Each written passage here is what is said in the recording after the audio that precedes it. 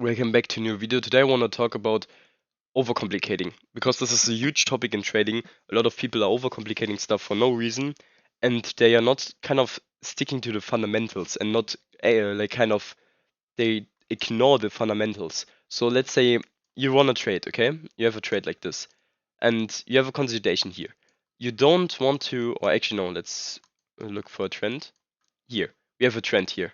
Normally a trend has impulsive move retracement, impulsive move retracement, impulsive move retracement.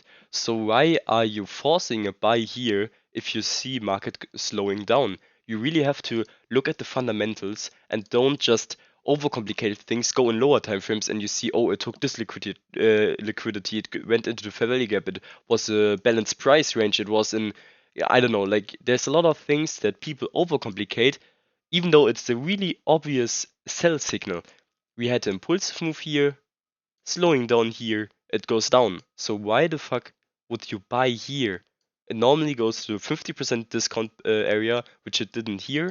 It just went to the, sorry, I'm still a little bit sick.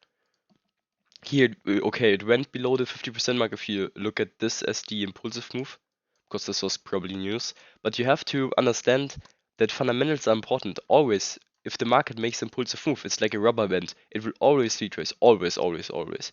At some point, it will retrace. And if you catch the retracing, it's also fine. But if you see it impulsively going up, retracing, impulsively going up, retracing, and it's below the 50% mark, you're only looking for buys.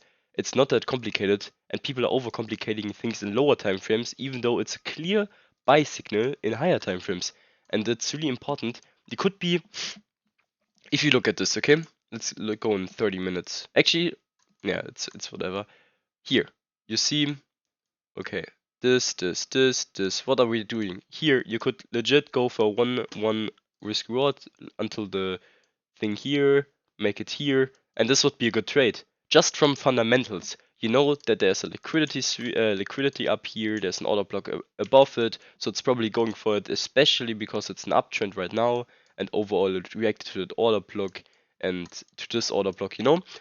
Just the fundamentals that you have to understand and master, you will be profitable. You could legit only trade one-to-one risk rewards and just trade with the trend. If you get the feeling for it, the market experience for it, and just trade like that every time. There are a lot of people going hating against like one-to-one risk reward people, even though it's always better to have a higher win rate than a higher risk reward, by the way, because for mental it's just the worst to have like a low win rate. But then that's not the video. You just have to kind of see also here. We see big liquidity sweep, big down move, retracement, down move. Now it's kind of consolidating. We see a lot of volume here.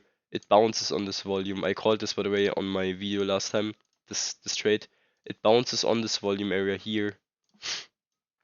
You have a big volume area here. It goes to the volume area. Pretty simple. And what happens now after it retraces to that volume area? After it hit that volume area, it goes down. So we have the impulsive move, the retracement. What's gonna happen now? It's probably gonna go up again, searching for this order block, which actually maybe it reacted to the order block now, because this one wouldn't be a good trade actually. I was wrong, but it reacted to the order block there. And now we have a retracement once again. And it's probably gonna go up again, or it's gonna reversal now. But this is just sometimes, and you can't ever have a 100% win rate in the market. But this all obviously can happen. No one has a 100% win rate, and this happens. But you can see that we had a clear market structure here. The impulsive move can retracement again, and now it could make impulsive move again, even though this is more risky. But you get the point. This video won't be as long as the other videos since I'm still sick and can't be on the computer as much right now, since I really need to sleep more. But the future videos will be longer again. And yeah, if you like the video, like and subscribe. And if you want to join my Discord, I'm helping out people there and answering questions and stuff like that. So see you there. Bye bye.